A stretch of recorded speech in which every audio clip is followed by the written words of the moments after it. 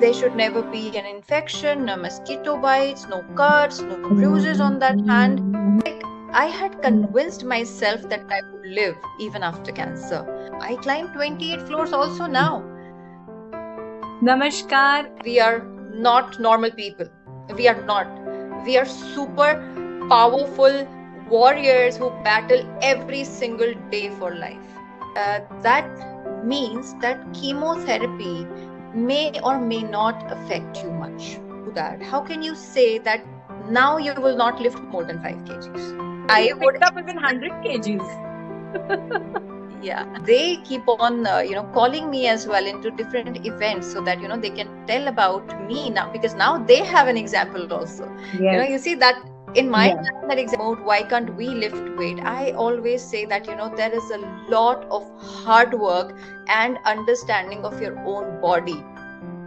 Manisha, can you tell us one small fitness habit you think 28 floors is a lot of floors? I would not want to train somebody who is fit enough. There is somebody else waiting for me to be trained. They might be fighting with their hormones, they might be fighting with their mood swings, their brain fogs, they might be fighting with their bones or something or the other every single day.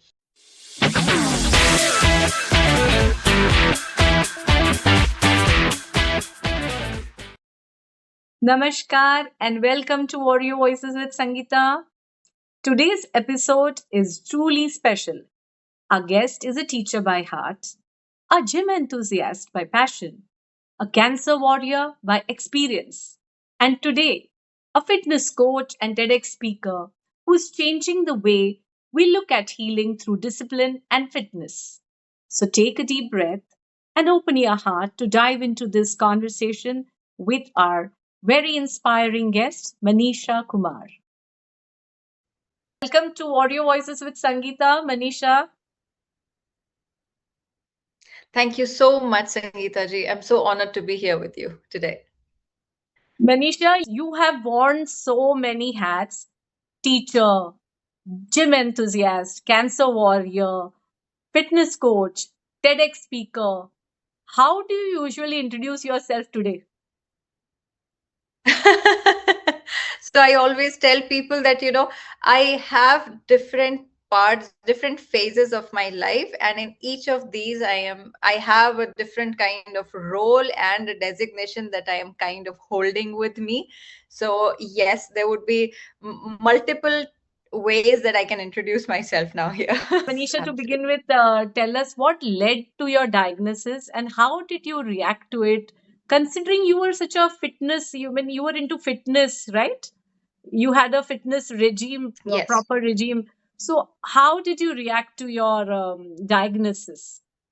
So I'll tell you exactly what happened, and I'm sure that anybody in my place would have reacted in the same way if this would have happened to them. God forbid not, but yes.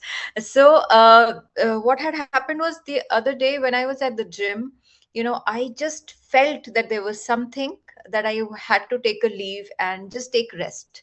That was the only feeling that I got. And as soon as I took rest, a leave from my work and gym as well, I was at home, and I got a suggestion from my husband that while you're already on a leave, so why don't you go and meet your gynecologist? It has been a long time, since COVID we haven't met her, so why don't you just go and get a body checkup done with her? And I think that led to the diagnosis of cancer for me. And how did you, what went through your mind when you Now, heard of it? when I was there with her, she just suggested me to, kind of go for a mammography. At that time, there was nothing clear, nothing as such that, could lead to cancer. But then, yes, a mammography itself was a word, that why is a doctor suggesting for a mammography? That too, I'm not even following, at that time. So I immediately came back home, consulted with my one of my best friends who's a radiation oncologist already. So I spoke with her, and she was like, "Don't worry about it. Let's come, and we'll come to the hospital the other day, and then we'll get this checked in detail. And you don't need a mammography right now. Let's get an ultrasound done and find out what it is." And I mean, next day I remember, though I was from, at a leave from office, but I went to the gym all by myself. I drove to the gym, and from there I drove to the hospital and went for my ultrasound to be done all by myself, and nobody there with me. And but Mm, then I think that courage had already been there since the time of COVID specifically, because most of my family members were affected with COVID, and mm, their lives, coming back to life after COVID, was already a learning for a lot of people, that things is it's not always negative. You have a positive side towards life too. So my husband, my father-in-law, my mother-in-law, all three of them had COVID. So that mm. phase we had already. So I think when cancer diagnosis came to me, it was maybe just another phase, but in my life instead of them. So I think, yeah, that's how I took it. That we have already fought with COVID, and we'll fight with cancer too. You took it in your stride. You were Yes. you were not very upset with the diagnosis. Actually, you have to take it in your stride. One doesn't have so much of a choice, correct? Definitely. You. I was lucky enough in a way that I had heard about cancer. Okay, fine. I got cancer, but this is the lighter one, I won't die with this type of cancer. So we'll take Mm, care of it. And we'll kind of, like the way we took care of COVID and everything. So we'll take care of mm. this as well. Just another hurdle to get over. Yes, just another hurdle, right? Just another, maybe a weight that I have to lift, or just another PR that I have to hit. That's it. Nothing much. At that time, yes. So what do you think was the most challenging part in your journey, your cancer treatment? What was the most difficult part for you? Physically, Honestly, was it the Sangeeta, physical thing? Was it emotional, or what was it for you? honestly, if I have to say that, Sangeeta, the most difficult for me, the part was not about the cancer diagnosis, but as you already know that, I was a fitness freak earlier as well, and I was on the verge of, getting fitter and losing weight also, and making muscles as well, and doing a lot of stuff for myself. There was this moment where a day before my surgery, the doctor discusses everything, that how the surgery is going to happen, how much time is going to take, and what you need to take care of before coming to the hospital. So a lot of lists, kind of being shared by the doctor. There is what she told me, that Manisha, in your case, the cancer has traveled towards the armpit, into your lymph nodes as well. Mm-hmm. So it's okay. I mean, it's nothing too big, but then in your case, we never know whether we want to remove a few of them or all of the lymph nodes. So there is a possibility of a lumpectomy or a mastectomy, depending upon the how much it is spreading right now in your Mm-hmm. body, and also the lymph nodes.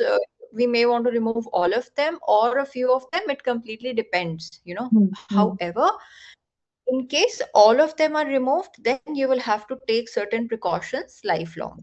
I was like, okay, I mean, this is like normal. Even a BP or a sugar patient will rather take some precautions lifelong. Mm-hmm. Now she came to the point that, there should never be an infection, no mosquito bites, no cuts, no bruises on that hand. Mm-hmm. Not only that, but will not lift more than 5 kilos for life. Mm-hmm. And this moment, when he said that, I don't know what happened. I'm having goosebumps right now too. I got tears in my eyes, and I was like, I had convinced myself that I would live even after cancer. Okay, and I have convinced myself that I'm fighting already, and I'm a brave girl. I am a brave mother. I have two small kids, and I need to take care of them as well. How can you say that no cuts, no bruises in my right arm, when I have to cook food for my kids, I have to send them to school, I have to do their homeworks with them, and so many other things. How can you just say that you're not using your right arm anymore? It is like cutting my arm, not just the lymph nodes.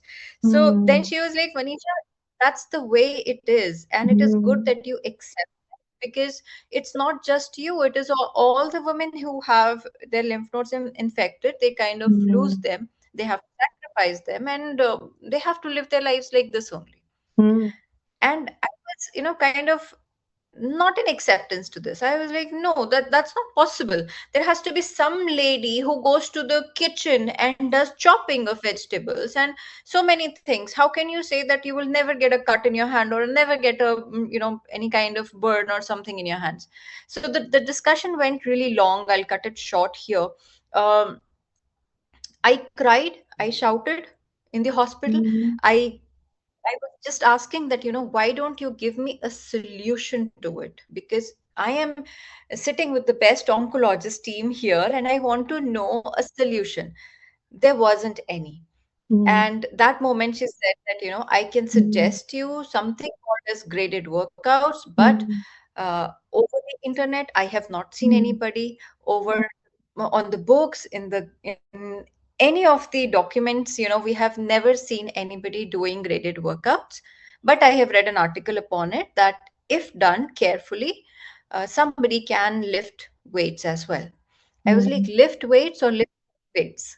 mm, The question was still in my mind. So then she mm, was like, Manisha, see, what you're asking, I understand, but that's not possible. We cannot allow you to lift heavy weight. It is not a part of mm, medical science as mm, of now. mm, It's like, mm, okay, fine. And I then, went back home and I was trying to understand, that it is my body.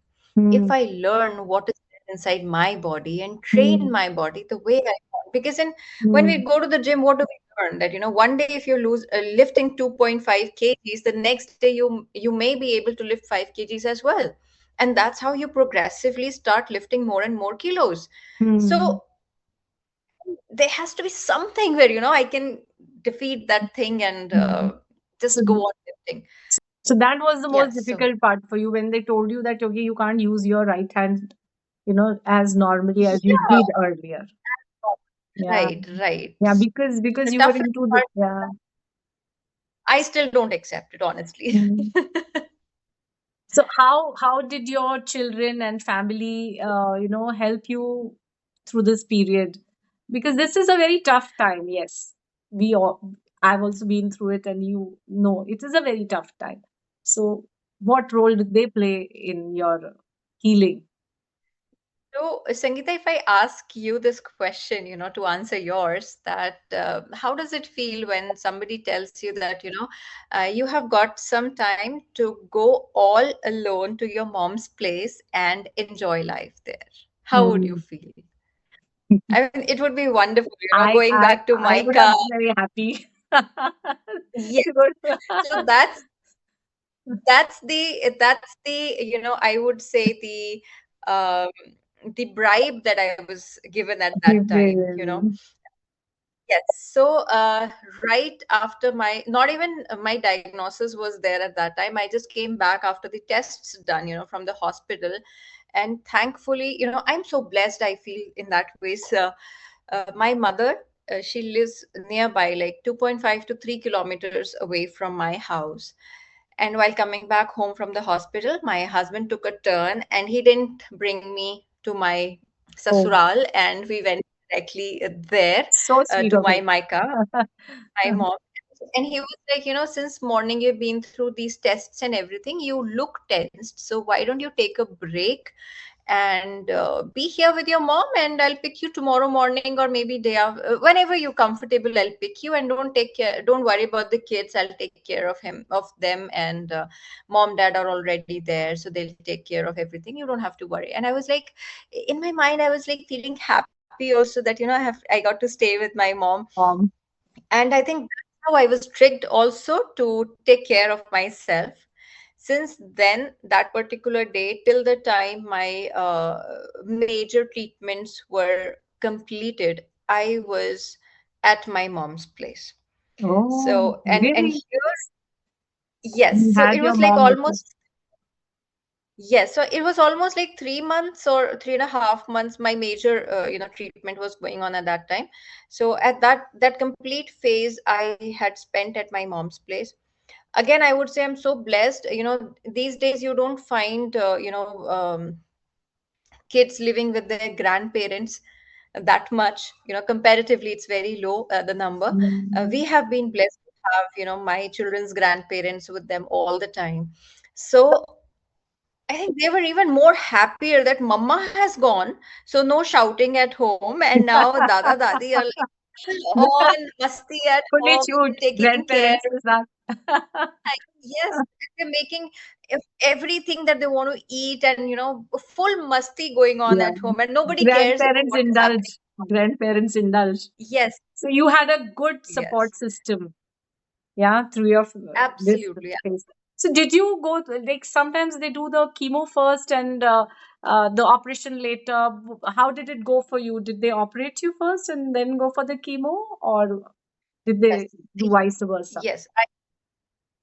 I was operated first. I had a hormonal positive breast cancer, and according to the doctor, the first important thing was to take it out. And later on, we would do the radiation and chemotherapy as and when required. So I was like a little confused, like, required or not required. I didn't understand quite clearly at that time. But then the oncologist that I was seeing that particular time, Dr. Geeta Kadeprat, she is one of the best breast oncologists here in Mm, Delhi NCR, maybe in India also. I don't know now she is.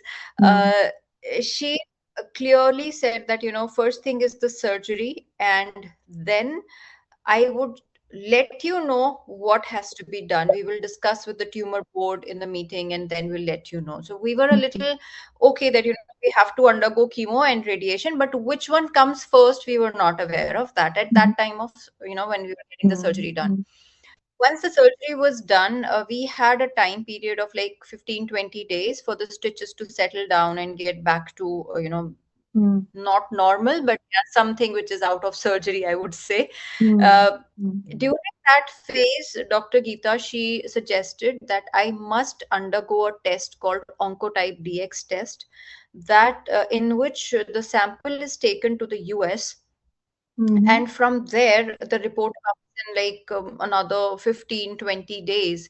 mm, In that report there is a score that comes out of 100. If you score less than 25 out of 100, that means that chemotherapy may or may not affect you much.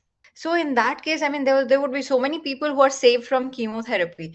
But mm, there was another phase to it, that not every type of cancer we can suggest an oncotype DX. But in your case, as in my case, the doctor saw something in the reports that she was like, I think I am getting a gut feeling that you must get this test done. mm, But for you, not 25. If you get a number less than 25, like a 15 or so, then we can skip or, get away with the chemotherapy, and you might enjoy the life without chemotherapy. So I mm, was like, okay, let's wait for the report. So I got like another, 15 days after my surgery, 20 mm, days till the report mm, came back from the US. And mm. guess what? I got a score of 9. Okay. So her gut feeling of, Mm, that my cancer, this particular report, and must undergo Oncotype DX, was absolutely bang on. And 9 score, it clearly wrote in the report, it was written that 98.5% chemotherapy would not have any effect on me. okay. So now I got escaped, in a way from chemo, and directly went into radiation therapy. So another few, like, I don't remember now, but I think somewhere around 16, 17 radiation sessions were there. Mm, And right after radiation, I was on another medication, which I am till date on, an injection to mm, suppress the ovaries because it was a hormonal positive cancer, mm. and another medicine to take care of, cancer not coming back to my body again. Okay. Okay. So you did not have to take chemos at all. You didn't go through that. Oh, good for you. That's Yes, awesome. Yeah, absolutely. I mean, yeah, yeah. Good that's for you. one of the best This part of, chemo of is this cancer. Yes. yeah, that is really troublesome. Chemos are very troublesome. They removed all the lymph nodes or only a few of them? All. All of them. And Yeah. yeah, and yet you started gymming and weightlifting. What gave you that you know s- what do you say, The the courage. himmat I मेरे को बोलना चाहिए, the bravery to Right. do that? Because You know what? Because yeah, you're not allowed to pick up weight and all that, because it can cause that something, it is called a Lymphedema. lymphedema. Lymphedema. Lymphedema, because even Yes, I yes, was told about it, that you should not pick up yes, weight, and I've been very careful about that. yes. But you have been a very brave girl. I Yes, know I you would. picked up even 100 kgs. Yeah. Haven't you? Once I did. So now I'm not sure So why I'm so careful. this in the discharge summary, that you get right after the surgery, there are certain pointers written, and it was clearly mentioned, in the discharge summary, that these are the precautions to be taken lifelong, and the same precautions that I was told by my doctor a day earlier as well. And I had already been fighting with her that this was not possible, because I am capable of lifting 10 kgs or maybe 20 kgs from one arm. I can do that. How can you say that now you will not lift more than 5 kgs? Mhm. So that thing was contradicting in my mind. How is it possible that I can, but now less than half of it also I can never? How is this possible? So my brain kept on working upon it, and at the same time I was searching out through everything, everything I went through on the internet to find out a way, or somebody who had gone to the gym after the lymph node removal, not just in India, but entire world. Somebody, I get just one example. I couldn't find any. Maybe my search was not that effective, or whatsoever, but I couldn't find any. And then, I got a major support from my, okay, so I had a gym trainer as well, and he Mhm. has been Mr. India in the past, and he has taken a voluntary retirement from Air Force as well. So he has been the guiding light. Mhm. Okay. And he said that, Manisha, I have been training you. I know the capabilities of your body, but there has been a procedure on your body. We must understand that. So let's go slow. As your doctor said, we can do graded workouts. So we will do graded workouts, but we'll be very, very careful. So, you know what? Normally in the gym, what happens? You lift certain kilos, and then you try to lift some more and then more. So when you're able to lift this much, the maximum that your body can, when you go back again to the gym, this, which where you started, this changes to this, Mhm. right? So now your body can easily lift this much, and then gradually it can go even more Mhm. upwards. Mhm. And this will become easy for you, and the stage again goes up. So gradually, we start lifting weights, and that's Mhm. exactly happened with me. However, Mhm. when I was at this stage, I was taking more time to even go one step upwards. Mhm. Mhm. That means I had spent a lot of time at the gym understanding my body and going really, really slow, and increasing very small amount of weight from 2.5, from 0 to 2.5, and then from 2.5 to 5, 7.5. It took me not just few days, but it took me months to reach there. And when finally I went to 100 kilos, it was almost 1.5 year of daily 3 hours of lifting without any break. So when somebody comes to me and says that, even our lymph nodes were removed, why can't we lift weight? I always say that, there is a lot of hard work and understanding of your own body. And Mhm. only then you can start lifting weight. So it should not happen that, okay, Manisha can lift. Okay, we can also go to the gym and let's start lifting. Yeah. No, it doesn't happen that way. It No, doesn't happen that way. lymphedema is a serious. I mean, it can happen. I mean, you took that Yes, risk, but you took a calculated risk. You were already into fitness. You knew your body so much, that you could do absolutely, that. So absolutely. not everybody is advised to do that. And if you want to do that, Absolutely please not. go take Manisha's Yes, advice how take to go my about it. advice. What I can do, I can really guide somebody here in letting them know how do you communicate with your body first. Mm, Let know your own capabilities and then move forward. So after this diagnosis and after this lifting and all that stuff, I I am very regularly meeting with my doctors, upon this, and they keep on, calling me as well into different events so that they can tell about me now, because now they have an example also. Yes. You see that in my Yeah. time that example was not there, but now even they have it, that yes, it is possible, but with complete guidance and supervision. Manisha, can you tell us one small fitness habit you think every survivor should incorporate for a faster recovery? Okay, so to answer this question, I would really want to say that it so happens that when you get up in the morning, you always want to brush your teeth. Nobody's asking you to do that, right? And you would rather not eat anything. You would not take any. You would sometimes not even drink water because want to first brush your teeth. I think exercise has to be a part of life in the similar way,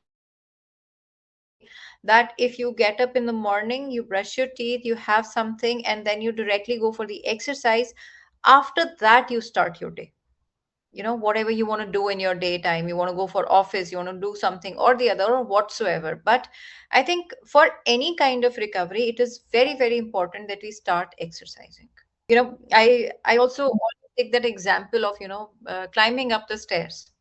Okay, so I live on floor 16th, and I tell people that why don't you take stairs to go to your house, to up to your flat, and people would directly come to that point, oh my god, 16 floors, how can somebody climb 16 floors? Have to climb all those 16 floors in one single day. You can do it gradually. You don't have to climb so many stairs in one go and then feel like, oh my god, I'm almost dead, and I would not be able to do anything right now. No, that's not the point. The point is, have you started something? Have you taken that first floor by stairs? There is a lift on every single floor. If you are capable enough to go one floor, trust me, the next day you will want to try to go to the second floor also by stairs. If you're able to go two floors, one day the thought will come that why not I try the third floor also. And you will not know, you will be able to climb not just 15, 16, or even more than that. Do it when you're free.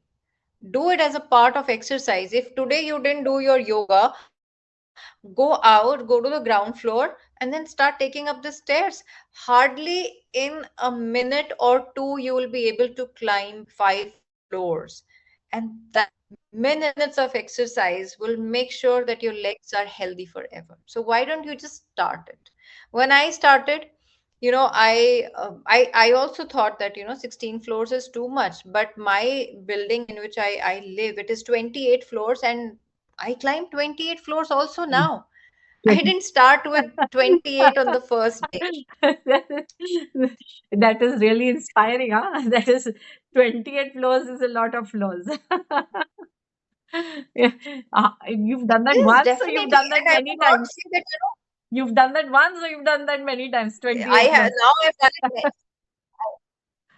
Today I can say I have been doing it. I know exactly how much time do I take also. I have an idea of how many stairs also that I climb. And it's all because, when you do something, there is a lot of encouragement, self motivation. There's a lot of willpower that you have, that, can I do this? Can I not?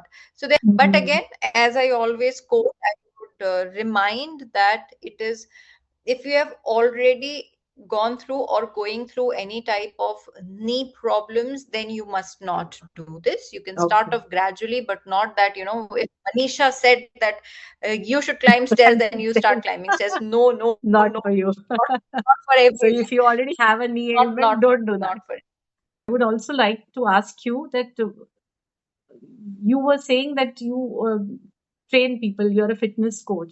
So what kind of fitness coach do you take? People who are healthy, those who are fit, do you train them further, or do you take people who are facing challenges and train them? What kind of fitness trainer like you are exactly? Sangeeta ji, that's exactly the question, that would also let you know where am I coming from when I say that I got a purpose in life.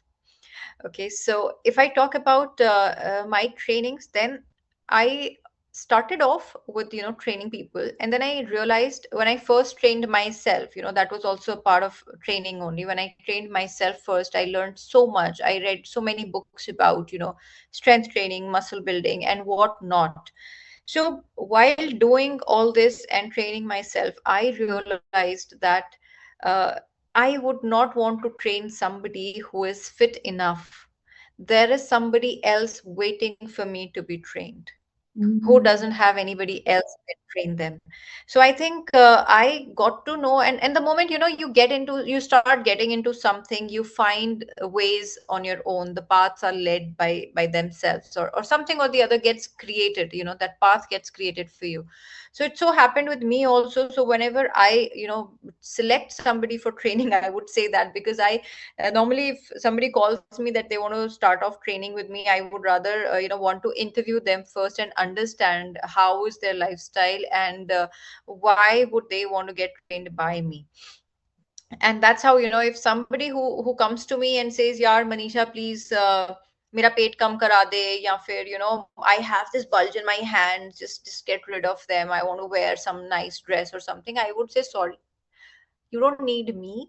There are so many other trainers in this world who can help you do that. You can go to the gym, you can go to any fitness trainer, or anywhere for that matter. You can even search on the internet what exercises you can do, and you can do them yourself. You don't need me. How would somebody want to get trained by me, or when is it that I select somebody to train? I would give you an example. So I had a trainee, who have a full body lymphedema, all lymph nodes not working, the whole body is swelled now, the whole body has fluid now. What do you think the person can do? There's body shaming, this huge weight on the body, and carrying that fluid all the time everywhere you go, that's really difficult. Training somebody like this would give me a satisfaction that I've done something in my life. I had recently, I am training a person who met with an accident like 10 years back. When I was talking to her, what she said to me was that, Manisha, I I do all my daily chores myself. I do everything at home.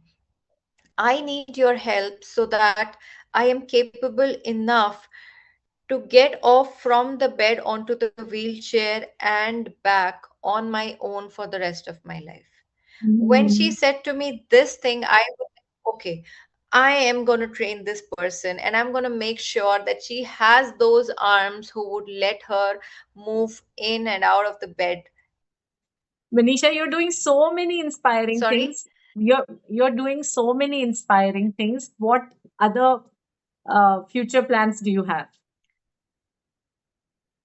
So yes, I completely, I am into this. I would call it. I am completely into making a person realize what they're capable of, and because of that, I am coming up with the first of its kind in India, the first ever marathon in India that's going to come up in 2026, either February or March, and I'm going to decide and declare the dates very soon.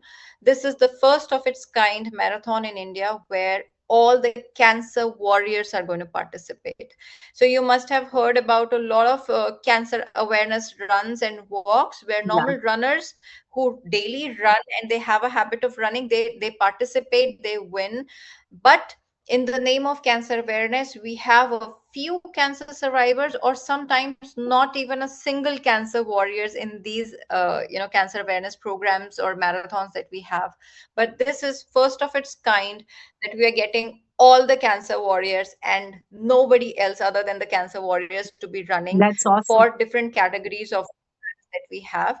Now the important part, that I really want to say to everybody is that, when we say somebody is a cancer warrior, that does not mean that they fought cancer once.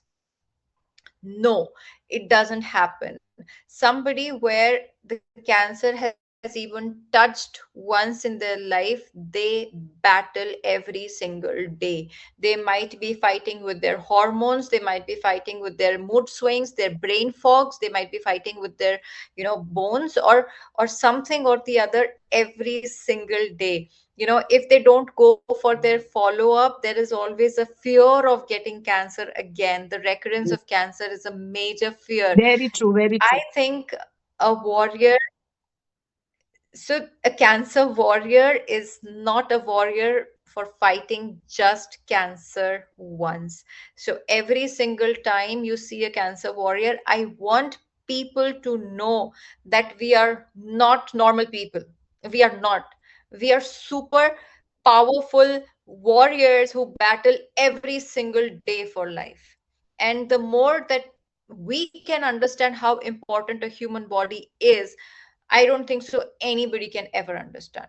Very true. It feels so easy for somebody to say that, let's have chole bhature or golgappe today. It's okay, we can have junk food. It's okay, you can have some amount of alcohol.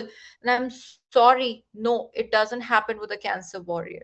We Mm, have to be very particular about particularly how much sugar are we intaking, very particular about what is it, where is it coming from, what are we putting inside our our body. body. Very true. Very true. We cannot take it for granted, right? So I want people to understand. So this particular marathon called the Warrior Ascent, it is giving out a message that cancer warriors have not just fought one battle, but they're battling for their life every Every single single day. day. Awesome, awesome. I all the best, So Manisha, for this wonderful thank, thought that has come to you. And you must, I wish you all the success in it. And thank you. thank you. Yeah. And thank you so much And for, love, sorry. I would love to see you. I would love to see you participating in this I hope marathon so. I because you wish. said that you've been running. You Yes, had been running earlier I as had well. been, yes. I Yes, so used to run marathons, but yeah, I'm not much of a runner, but thoda bahut 10 kilometers tak karti thi. But now too, after my start that. treatment, I didn't. वो ही है, you lose your confidence, and yeah. Exactly. So that fear, that confidence, I take the responsibility of bringing it back. I know people coming out of hell, because of cancer. They have seen so much. So yes, there would be different categories, not necessarily that you have to run a particular distance. Also, you have an option to walk as well. We would have even wheelchairs for people who are really old age cancer warriors, and they have been fighting for life every single day. So I really want to acknowledge those battles that are being fought, by these warriors every time. So That I is it. think, yeah, that's the motive behind it. And yeah, looking forward to it. I'm so excited for it already. Even I'm very excited for you. I wish you all the success in Thank that. you. Thank you, Manisha, for joining us today Thank you. and sharing your experience with us. A very inspirational story of yours. I mean, not only that you fought cancer, but you're fighting for cancer patients and you're helping patients who are facing challenges. And that's really, really wonderful. God bless you. And I wish you loads Thank, of success in whatever you thank choose you. to do. Thank you so much, ma'am. Looking forward for everything good happening to everybody's life now. And yes, I have also written a book, Light Beyond Shadows, and I would love you to come there for the launch. I am definitely by default invited, and you can expect me there. I mean, it would not be a surprise if you would see me standing there already waiting for you to start. So Yeah, yes, I am yeah, I would definitely love coming. to have you here, there. I will send you the date and everything, invitation. So, For sure, sure, I'll be there. okay, good luck. Bye All bye. right. Thank you so much. Thank you. As we come to the end of this episode, one thing is clear. Strength is not just built in the gym, it's built in the moments when life tests us the most. Today's conversation reminded us that healing is not rushing the body, It is about respecting it, trusting it, and moving with awareness and compassion. If this episode resonated with you, please share it with someone who may need motivation and a gentle reminder that their body is capable of rebuilding itself. For more such stories, do not forget to subscribe to the channel. And if you enjoyed watching this episode, please like, comment, and share. Thank you so much.